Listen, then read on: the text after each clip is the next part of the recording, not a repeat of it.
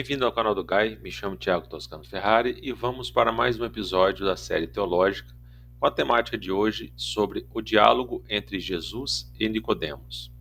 Partiremos de um roteiro em que trataremos em 11 capítulos, sendo o primeiro deles a passagem de João 3, 1:21 em análise. Segundo, a resposta-chave de Jesus. Terceiro, Nicodemos entende como do alto ou de novo. Quarto, Jesus esclarece o que todos nós estamos sujeitos a passar. Quinto, reencarnação, uma lei natural. Sexto, a jornada evolutiva de Jesus. O sétimo, a exegese esquecida. O oitavo, o desenvolvimento da exegese. O nono, análise de Torres Pastorino. Décimo, palingênese, uma análise pormenorizada. E o 11º, nossas considerações finais. Como de praxe, partimos sempre de frases que norteiam e iniciam o nosso trabalho, sendo a primeira delas: a melhor maneira que o homem dispõe para se aperfeiçoar é aproximar-se de Deus. Uma frase de Pitágoras. A segunda é: se há a possibilidade de aceitar o fenômeno, então a possível origem da personalidade e das características físicas pode incluir eventos ou experiências de encarnações anteriores. Tudo o que se pode afirmativamente dizer é que existe uma evidência factual que não pode ser facilmente descartada. É do Feynman e Frege, né? Uma citação aí de sua obra contida nesse nosso trabalho A Arte do Debate, que consta esse artigo, né, sobre o diálogo entre Jesus e Nicodemos, que será inclusive a última exposição deste e-book na série teológica, né? Vamos adiante. No primeiro capítulo, em se tratando da passagem de João, capítulo 3, verso 1 ao 21, em análise, contida no capítulo 4 do Evangelho segundo o Espiritismo, sob o título Ninguém poderá ver o reino de Deus se não nascer de novo. Então segue o item 5, pela narrativa da passagem. Ora, entre os fariseus havia um homem chamado Nicodemos, senador dos judeus, que veio à noite ter com Jesus e lhe disse: Mestre, sabemos que vieste da parte de Deus para nos instruir como um doutor, porquanto ninguém poderia fazer os milagres que fazes se Deus não estivesse com ele. Jesus lhe respondeu: em verdade, digo-te, ninguém pode ver o reino de Deus se não nascer de novo. Disse-lhe Nicodemos: Como pode nascer um homem já velho? Pode tornar a entrar no ventre de sua mãe para nascer segunda vez? Continuando, retorquiu-lhe Jesus: em verdade, digo-te, se um homem não renasce da água e do Espírito, não pode entrar no reino de Deus. O que é nascido da carne é carne, e o que é nascido do Espírito é Espírito. Não te admires de que eu te haja dito ser preciso que nasças de novo. O Espírito sopra onde quer e ouves a sua voz, mas não sabes de onde vem ele, nem para onde vai. O mesmo se dá com todo homem que é nascido do Espírito. Respondeu-lhe Nicodemos: Como pode isso fazer-se? Jesus lhe observou: Pois que és mestre em Israel e ignoras estas coisas? Digo-te em verdade, que não dizemos senão o que sabemos e que não damos testemunho senão do que temos visto. Entretanto, não aceitas o nosso testemunho. Mas se não me credes quando vos falo das coisas da terra, como me crereis quando vos fale das coisas do céu? Então a narrativa do Evangelho, segundo o Espiritismo, ela vai até o verso 12. Nós vamos analisar aqui até o verso 13, no desdobramento dessa exegese, dessa passagem, em que diz respeito, depois do verso 14 ao verso 21, essa abordagem ela é feita dentro da obra Sabedoria do Evangelho, de Torres Pastorino, no seu volume 2, em que nós não vamos entrar nesse diálogo, porque no entendimento de Pastorino, ele coloca essa parte do verso 14 ao 21 como sendo uma narrativa do evangelista, do que se diz respeito ao resultado deste diálogo entre Jesus e Nicodemos. Vamos apenas dar uma pincelada mais adiante. Ainda se tratando dessa análise, nós trouxemos a obra Analisando as Traduções Bíblicas, porque ela faz uma série de reflexões que convergem com a obra de Torres Pastorino, de Sabedoria do Evangelho, e com o Evangelho segundo o Espiritismo. Porém, haverá uma parte em que precisamos fazer com que haja uma certa correção na tradução do professor Severino. Vamos lá, nessa pequena citação. Esta ambiguidade de entendimento só acontece na língua grega. Aqui ele está citando o primeiro parágrafo sobre a palavra anotem, que ela pode significar tanto sendo a nascer do alto como nascer de novo. Então, ele se referindo no primeiro parágrafo e desse verbete grego, é que ele vai trazer a narrativa agora, trazendo para o texto hebraico. Porque no hebraico, que foi realmente a língua em que Jesus dialogou com Nicodemos, este problema não existe. O texto é bem claro e jamais pode significar do alto. Diz o seguinte: Im lo yaoled ish mimiko al lo yukal litrot et malkut ha Elohim. Im, igual a C. Lo, não. Iwaled, incompleto do grau, qual, do verbo nolad, nascer. Ish, um homem. Mimicô, palavra composta formada por mi, de mais macor, que é igual fonte de água viva, origem. Existe a expressão hebraica mekor haim, que quer dizer fonte da vida. Observe que não existe nada referente ao alto. No texto grego, como muitos querem se fazer entender, assim, o Cristo fala que aquele que não nascer em origem, no sentido de se voltar à fonte original da vida, ou seja, nascer novamente, não poderá, ou seja, lo yuhal, um completo do verbo yahol, poder. Ver o reino de Deus, lirot et malkut ha Elohim. Ou seja, aqui o professor ele não traduz a palavra completa, que é ser gerado de novo, que ele denota ser convergente com a tradução alternativa de anotem no grego, de mimiko al.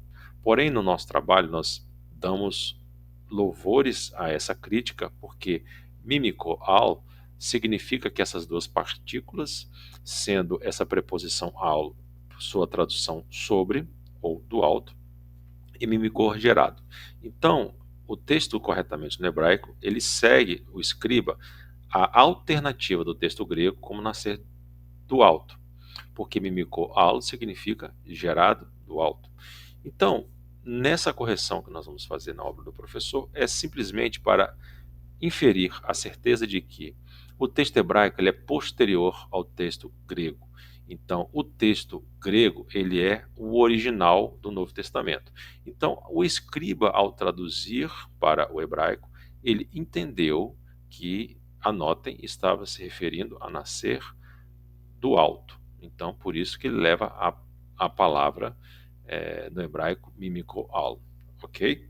Então, essa é a única correção que nós vamos fazer na obra do professor e que é uma crítica justa que foi feita e que nós temos que acatá-la, porque em um estudo posterior, que é a Torá e a Reencarnação, nós vamos voltar nessa preposição aqui e fazer uma análise bem minuciosa dela para demonstrar a reencarnação no texto de Êxodo, capítulo 20, do verso 5 ao 6. Porém, no capítulo 2, a resposta-chave de Jesus, no verso 3 desse capítulo 3 de João, diz assim: Jesus lhe respondeu: em verdade digo-te, ninguém pode ver o reino de Deus se não nascer de novo. Então, aquilo, como já foi dito, anotem, que pode ser traduzido como de alto ou do novo, ele dá essa dupla interpretação no grego. Quando nós vamos para a resposta-chave de Jesus, que esse termo anotem, ele tem dado muito o que falar e produzido entendimentos diversos, principalmente quando é forçada a tradução para nascer do alto, como já dito no Novo Testamento hebraico, em que João 3,3 pode encontrar mimikoal, ou seja, gerado do alto, como já tínhamos colocado anteriormente, e a informação léxica para mekor significa fonte, manancial, vertente. Porém, quando tem os seus desdobramentos, quando os opositores das leis sucessivas o citam e apontam essa falha de tradução do Severino, eles recorrem que a vida gerada do alto somente Deus, estando no alto, pode ser o autor de outorgar essa vida, estaria sendo a fonte originária dessa perspectiva de ser uma nova criatura. Porém, quando você cita a obra de Alonso Sokkel, que é o seu dicionário hebraico-português, existe a não citação de que o sentido que Alonso Sokkel e o texto exige, ele é um sentido figurado. Então, é fluxo de sangue e a fonte de seu sangue, que é a tradução mais propensa para essa fonte, manancial e vertente. Então, quando tem a passagem de Provérbios no capítulo 5, verso 18, nós vamos analisar, e tendo em vista também Levítico 12, 7, para saber realmente onde está esse fluxo de sangue e essa fonte geradora da vida.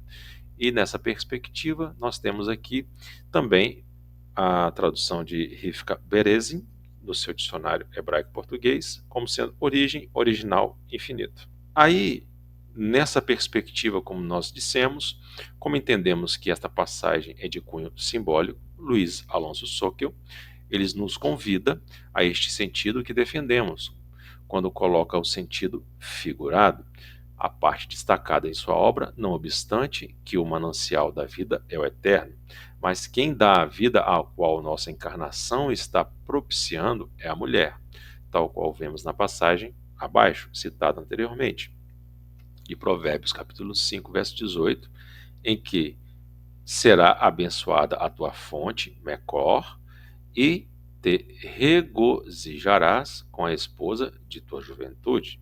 Está no Tanar. Em Levítico, capítulo 12, verso 7, e oferecê-lo-á diante do Eterno, e expiará por ela, e se purificará da impureza de seu sangue. Esta é a lei que der à luz homem ou mulher. Ou seja, aqui está falando da vida, da fonte de vida, do manancial de vida que proveniente é, como no sentido figurado que Alonso Sokkel coloca em seu dicionário, sendo através da mulher. Né? Então, não há dúvidas que o texto, apesar de ter essa conotação da sua tradução do hebraico, há quem diga que gerar a vida se dá através da mulher, como propõe Alonso Sokkel em seu dicionário. Ainda dentro dessa perspectiva, os antirreencarnacionistas eles vão trazer agora uma análise exegética, em que eles continuam ainda a afirmar, sendo esses opositores da reencarnação, que a nota ocorre 34 vezes na totalidade da Bíblia grega e 21 no Velho Testamento e 13 vezes no Novo Testamento, das quais 2 estão no diálogo entre Jesus e Nicodemos, e em todos os casos há a ideia de cima ou do alto, de acordo com as passagens. Não vamos ler todas elas, mas as referências estão aí, Mateus, Marcos, Lucas e João, em que a palavra anotem, ela é traduzida como do alto ou princípio. E aqui também, em se tratando dos livros de João, Atos, Gálatas e Tiago, temos também as outras traduções para do alto ou princípio. A única observação é que em Gálatas 4:9 está de novo. Por quê? Porque lá em Gálatas tem palim anotem, ou seja, seria uma redundância, um pleonasmo, né? Nascer de novo, ou seja, do alto, ou sendo de novo do alto. Essa é a única assertiva de que os defensores da regeneração, ou seja, do novo nascimento simbólico, de que qualquer um de nós estaríamos inseridos nessa perspectiva do diálogo entre Jesus e Nicodemos, é que traria esse sentido de nascimento do alto. Porém, aqui, para que eles ainda confirmem essa assertiva, eles afirmam que a forma verbal ela está no grego no aoristo. Estando ela no aoristo, ela teria uma perspectiva de que haveria um nascimento único. Esse renascimento de um homem velho para um homem novo seria uma atitude única em que o tempo verbal permite. Porém, quando formos investigar, que o aoristo é um tempo verbal existente nas línguas indo-europeias, como o grego e o sânscrito. Os aoristos, em grego, significa sem limite. Numa tradução mais livre, significa indefinido ou indeterminado. O aoristo indica uma ação verbal ou acontecimento sem definir absolutamente o seu tempo de duração, ou sem definir com precisão o tempo em que a ação ocorreu. É uma espécie de tempo passado indefinido e indeterminado. Nas línguas comuns e modernas, este tempo verbal não existe. Os verbos em aoristo podem ser traduzidos de diferentes maneiras conforme o contexto. Um modo e tempo, que é como algo que denota um ato único de qualquer tipo, sem fixação nenhuma do tempo de sua ocorrência. A ação verbal aorista representa aspecto isolado, pontual e momentâneo. Pode, dentro de outras formas, ser entendido como um gerúndio mais particípio passado. Exemplo, tendo feito, tendo chegado. Indica ainda ações que não podem ser caracterizadas como ocorridas no momento determinado do tempo. A ação ocorre uma única vez, de vez por todas. O conceito não é fácil compreensão para falantes das línguas que não tenham essa forma verbal. E conforme a gramática do Novo Testamento grego de James Moulton, o aoristo tem como efeito converter a um momento, ou seja, considera a ação como um curto instante e representa um momento de entrada, início ou término, ou faz foco numa ação completa de algo que tenha ocorrido simples e isoladamente, sem distinguir passos ou detalhes do progresso da ação. Então, para que a ação ocorresse uma única vez, não é necessário o aoristo. Ele tem que ser entendido como um gerúndio mais particípio. Então, o aoristo, por si só, ele é um tempo de duração indefinido, indeterminado, sem limite. Ou seja, das leis sucessivas das reencarnações, ele é um tempo indefinido de progresso. Enquanto que, se houvesse um gerúndio mais particípio, tendo esse aoristo, essa forma verbal, poderia se inferir que seria uma ação única no passado. E aí vem a resposta-chave de Jesus sobre uma análise de Gingrich, do seu Lexo, que fala da seguinte forma, né? Que o anotem nessa passagem de João 3, 3 e 7, recebe propositalmente um significado duplo, do alto e de novo. Então, há alguns gramáticos, eles inferem que essa tradução de anotem pode ser tanto do alto como de novo. Porém, no contexto, ela observa e respeita o entendimento de Nicodemos, que vamos ver mais adiante. Porque no capítulo 3, Nicodemos entende como do alto ou de novo. Vamos ao contexto. No verso 4, disse Nicodemos: Como pode nascer um homem já velho? Pode tornar a entrar no ventre de sua mãe para nascer segunda vez? Então, aqui João emprega o termo grego anotem, que significa também do alto. Esse duplo sentido existe na língua de Jesus e Nicodemos. Está na nota da Bíblia de Jerusalém. Então, na própria nota da Bíblia de Jerusalém, já diz que esse duplo sentido não existe na língua da conversa do diálogo entre Jesus e Nicodemos. Na Bíblia Ave Maria, está dito renascer, e quando, ao verso 5, explicam que é uma alusão ao batismo. Então, essa é a interpretação da Igreja Católica. Na Bíblia Pastoral, apenas no verso 3 usaram do alto. Buscam também relacionar essa passagem ao rito do batismo. Naturalmente, sendo uma Bíblia católica, vai trazer essa tradução para o batismo. Já na Barça do Novo Testamento, nós temos assim, que aplicaram no verso 3 a expressão renascer de novo. No verso 5, renascer, e no verso 7, nascer outra vez. Embora não falem nada sobre batismo, implicitamente querem levar a essa ideia quando no verso 5, ao invés de colocar e do Espírito, mudam para e do Espírito Santo. Um detalhe importante dessa Bíblia é a sua antiguidade. Foi editada em 1965, do que concluímos que nas edições mais recentes a preocupação de retirar a ideia da reencarnação fica mais evidente. Então aqui fica claro, né, pela Barça, que o objetivo dessas traduções mais recentes é retirar o sentido da reencarnação do diálogo entre Jesus e Nicodemos. Já na Bíblia do Santuário, assim estão dizendo que usam no verso 3 e 5 de novo. Na explicação do verso 3, colocam o termo grego aqui empregado é ambíguo. Tanto se pode traduzir como nascer de novo, como por nascer do alto. Nicodemos entende-o no primeiro sentido, como se vê pelo contexto, ou seja, de novo. Jesus, porém, reconduz a conversa ao seu caminho. Os que pertencem ao reino não são os que nasceram da carne e do sangue, os descendentes de Abraão, como pensavam os judeus, mas os que nasceram de Deus. Tal nascimento realiza-se no batismo, porém, por mais que a Bíblia do Santuário afirme novamente, junto com a Bíblia de Jerusalém, que se trata de nascer de novo, leva-se a interpretação para o batismo.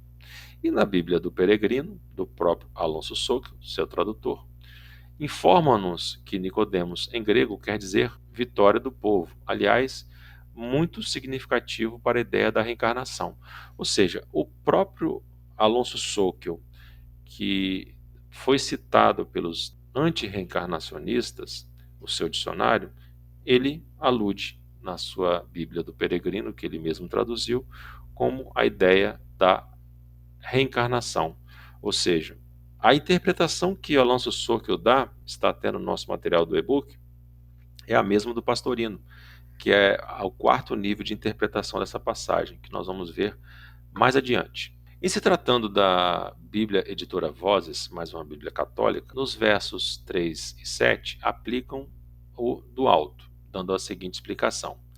A expressão nascer do alto, do verso 3, em grego, pode ser entendida também como nascer de novo, como faz Nicodemos. No verso 4, no sentido de ser concebido e dado à luz. Jesus, no entanto, fala de um novo nascimento de Deus, da água e do Espírito Santo. No verso 5, numa referência direta ao rito do batismo. Conferir 1 e 12 seguintes. Porém, na Bíblia aqui do mundo cristão, capítulo 3, verso 3, nascer de novo, literalmente de cima, como em 3:31, 19 e 11, embora a palavra também signifique outra vez, de novo. Gálatas 4:9, da referência da exegese de Palim, anotem, O novo nascimento ou regeneração em Tito 3:5, que nós vamos abordar lá no final, é o ato de Deus que concede vida eterna ao que crê em Cristo. Como resultado, tal pessoa torna-se membro da família de Deus. 1 Pedro 3, 1, 23. Com uma nova capacidade e um novo desejo de agradar a seu Pai Celeste. 2 Coríntios, capítulo 5, verso 17. No verso 5 do capítulo 3 de João, que no nascer da água e do Espírito, várias interpretações têm sido sugeridas para o termo água neste versículo 1, que ela se refere ao batismo como condição para a salvação. Isto, porém, contradiz muitas outras passagens do Novo Testamento, como Efésios 2, de 8 a 9.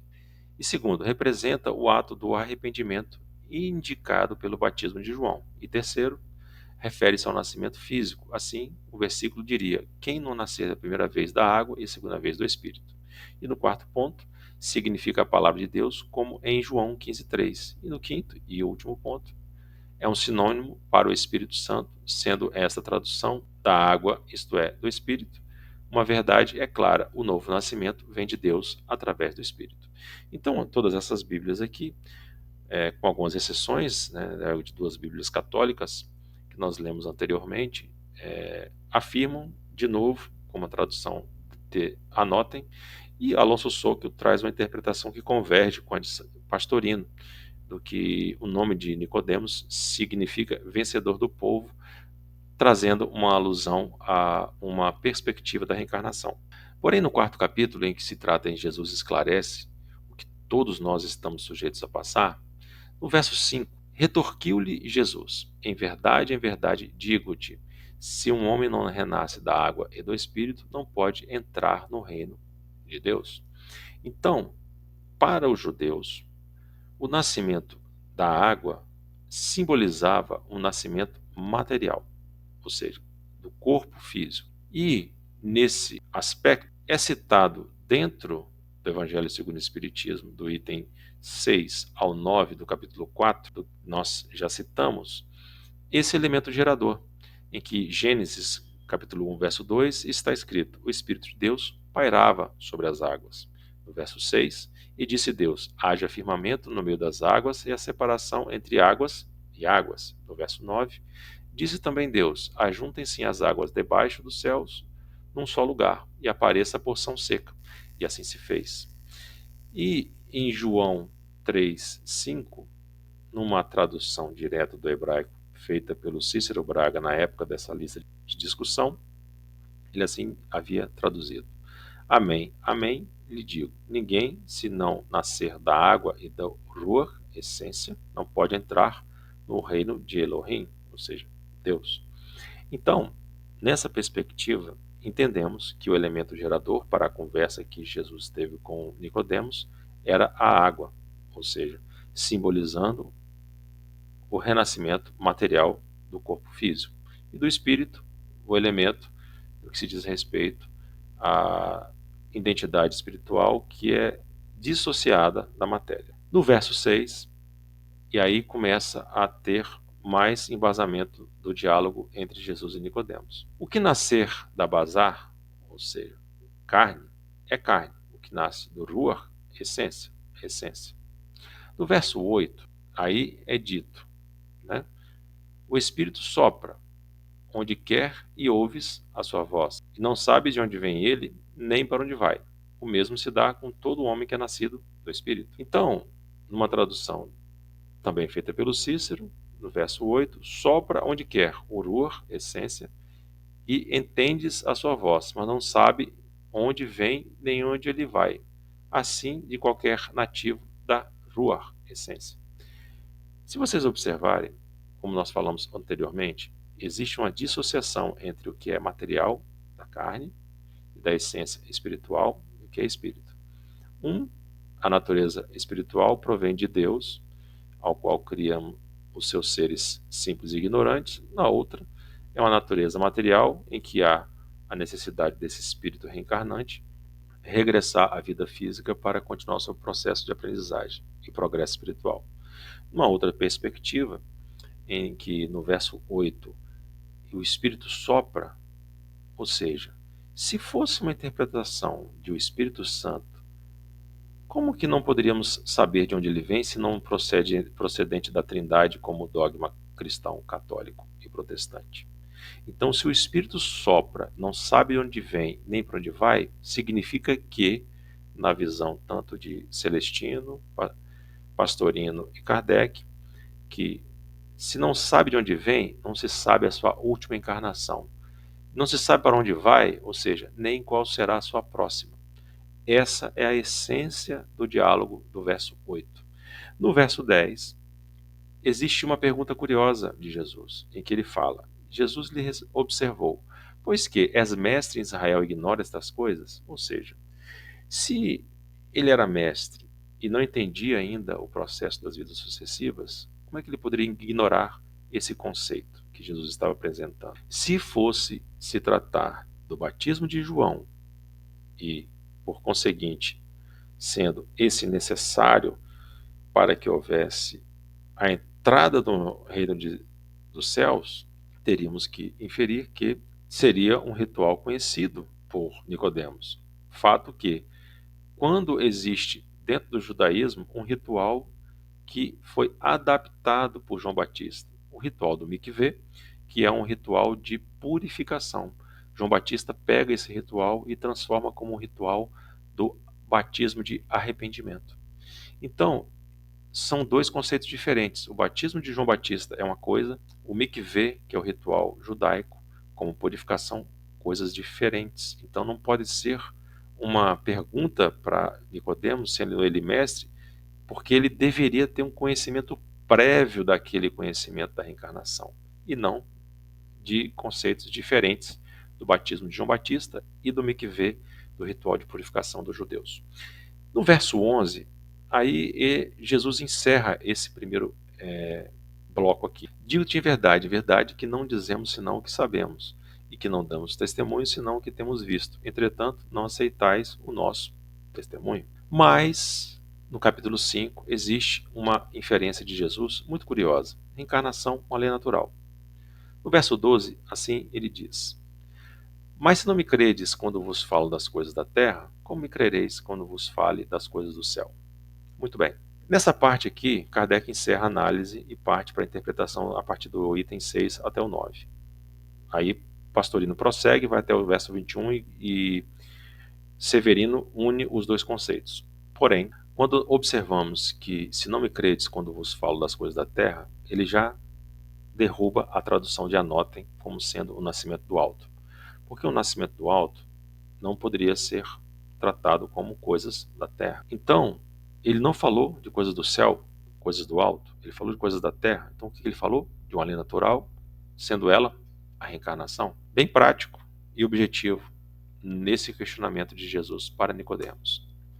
E aí é que no verso 13, não está na obra do Evangelho segundo o Espiritismo, estando ela em Sabedoria do Evangelho, a nossa proposta é a jornada evolutiva de Jesus. Segue assim no verso 13 da análise do diálogo entre Jesus e Nicodemos. Ora, ninguém subiu ao céu senão o que de lá desceu, o Filho do Homem. Nós já trouxemos essa análise anteriormente em episódios, porém vamos fazer de forma sintética. Jesus desceu às regiões inferiores, de fato, como um santo mistério, segundo Paulo, a fim de levar cativo o cativeiro e até mesmo rebeldes, ou seja, espíritos renitentes ainda no erro. Primeiro ponto, ponto A. Ponto B. Jesus subiu os degraus evolutivos através das vidas sucessivas antes de sua encarnação, ou seja, ninguém subiu ao céu, ninguém percorreu toda a escala evolutiva até atingir o grau de perfeição relativo que Jesus, como Espírito puro, atingiu. Item C. Jesus desceu a nossa compreensão, ou seja, na segunda parte desse versículo, senão o que de lá desceu, ou seja, não é no sentido de Filipenses 2 de se esvaziar, mas é de descer a nossa compreensão. Porque o esvaziamento de Paulo tratado não é uma perda relativa da glória, mas é uma encarnação do próprio Cristo. Então, no item D, Jesus foi elevado ao madeiro, bem como ascendido na escala evolutiva. Está no verso 14 e Hebreus 1:4. No item E, Jesus desceu às regiões inferiores antes da sua ressurreição, ou seja, no processo ali de sua crucificação de sexta para domingo, ele desce nas regiões inferiores para resgatar Judas, no sentido de dar-lhe bom ânimo, e também visita ali aqueles que estavam na ocasião em que estiveram renitentes no erro na época do dilúvio de Noé. Item F, Jesus desceu às regiões inferiores antes de sua ascensão, ou seja, 40 dias após a sua ressurreição, ele ascende, porém antes ele já havia descido às regiões inferiores. E no item G, Jesus ascendeu em espírito, ou seja, 40 dias após a sua ressurreição, ele ascende e deixa sua missão sendo continuada pelos seus apóstolos. Em se tratando do verso 14 e 15, aqui uma passagem de Números 29, e como referência está no nosso material, e de modo por que Moisés levantou a serpente no deserto, assim importa que o Filho do Homem seja levantado para que todo o que nele crê tenha vida eterna.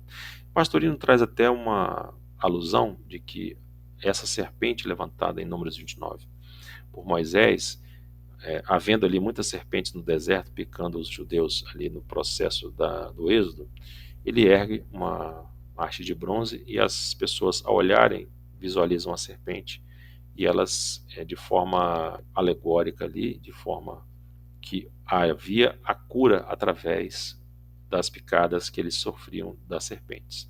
Da mesma forma, Jesus faz uma alusão em que ele haveria de ser erguido e que a sua crucificação seria um processo de cura interior para todos os cristãos e todas as pessoas que conhecessem a sua trajetória. No item 7, a exegese esquecida. Alguns opositores da reencarnação, ao lerem a passagem que diz respeito ao diálogo de Jesus e Nicodemos, acabam forçando a interpretação para nascer do alto e partem para interpretações pessoais, sendo essas ligadas ao texto, de João 3:1 e 15.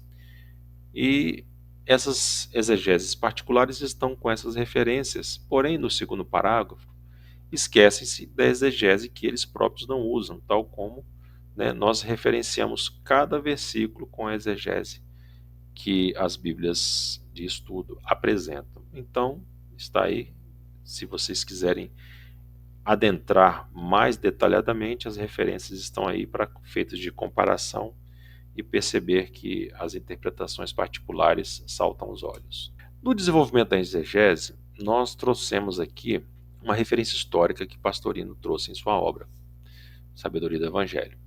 Então, vocês se lembram de quando eu citei a Bíblia do Peregrino sobre a visão de Alonso Sokio, que Nicodemos significava vencedor do povo e aludia à reencarnação? Está aí a mesma referência em Pastorino. Passa-se o fato como um fariseu de nome grego, Nicodemos, vencedor do povo. Seu nome aparece mais duas vezes apenas em João 7:5, 19 e 39. Era doutor da lei e chefe dos judeus, o que indica pertencer ao sinédrio. Procura Jesus à noite, hora mais propícia para uma conversa particular, acrescendo a circunstância da prudência de não ser visto. Nicodemos dá a Jesus o título de rabi, tratando-o como igual, e explica as razões por que o considera também doutor da lei. As demonstrações de obras e palavras, Jesus fala em nascer de novo ou do alto. A palavra grega, anotem, pode ter os dois sentidos. João o emprega geralmente no segundo sentido, em 3:31 e 19:11, e em 19:23. Os pais da igreja grega, Orígenes, São João Crisóstomo, Cirilo de Alexandria e outros, e alguns modernos como Calmes, Lagrange, Loise, Bernard, João Pirot, Thielmann e nosso José de Oiticica, preferem do alto. Os pais da Igreja Latina, Agostinho, Jerônimo e Ambrósio, dentre outros, modernos como de Alans, Duran, Knabenbauer, Plummer e Zahn, opinam, por de novo, e um e outro sentido cabem perfeitamente ao contexto. Então, aqui, Pastorino ele trabalha nesse sentido. Ele faz a perspectiva histórica de que alguns pais da igreja defendem do alto, como tradução de anotem, outros de novo. Porém, quando ele vai realizar a interpretação dos 5 níveis que ele identifica, a literal, alegórica, fisio-realista, simbólica e mística, sendo que a interpretação literal ela é adotada pela Igreja Católica Romana e essa é a única interpretação lícita segundo o Concílio de Trento, na seção 7 do cânon 2, de sacramento, batismo. E bem sabemos que esse cânone desse concílio é do século XVI. E o que aconteceu? Na interpretação alegórica, foi justamente condenada pelo Concílio de Trento, citada pelos católicos aí na interpretação literal, cujo artigo dirigia contra o Calvino e Grotius. Essa interpretação ainda é seguida pela maioria dos evangélicos protestantes. Qual a diferença da interpretação literal para a alegórica? Na Igreja Católica, a interpretação literal dessa conversa entre Jesus e Nicodemos, ela leva para 2 caminhos, que é o sacramento do batismo. Já a interpretação alegórica dos protestantes, eles alegam que nessa visão existe o renascimento com a transformação moral do indivíduo. Então, é o que é muito citado entre o nascimento do novo homem e a morte do velho homem, nesse processo de regeneração. Na terceira interpretação, a fisio-realista, ela é aceita pelos espiritistas como ensino da realidade fisiológica do que ocorre com as criaturas, ou seja, o processo da reencarnação. Já a interpretação simbólica, o Pastorino trabalha os nomes, os símbolos desse diálogo e faz a interpretação desse nível, como colocamos ali já anteriormente, que Nicodemos significa vencedor do povo, em que diz respeito que é uma condição de um mestre intelectual com um mestre espiritual, do diálogo entre Nicodemos e Jesus. E aí ele traz outros elementos também, né? Que ele foi à noite, ou seja, possivelmente em desdobramento, e são diversas outras análises que ele faz e está no nosso material. E a quinta e última é a mística, que diz respeito a perspectivas de um renascimento místico do indivíduo nessa perspectiva desse diálogo. Já chegando aqui para o final, palingênese, uma análise pormenorizada. Um pouco mais à frente, nós vamos citar aqui Rosinski, que na tradução de 1 Tito, capítulo 3, verso 5, está uma referência, inclusive, a João 3,3, que não por obras de justiça que tivéssemos feito, mas segundo a misericórdia que nos salvou pelo lavatório da reencarnação e pelo renascimento de um Espírito Santo. Ou seja, essa é a versão correta da tradução de palingenesia, que nós trouxemos ali no segundo episódio, em que tratamos da regeneração de Judas e no que se respeito ao seu evangelho de Judas e a trajetória de sua redenção. Então, as duas ocorrências que tem em Mateus 19:28 e Tito 3:5 de palingenesia, um fala da restauração de Israel e a outra perspectiva de palingenesia é da restauração individual. Então, uma se dá através do processo de transição planetária que nós estamos vivendo e o outro se dá do processo da reencarnação.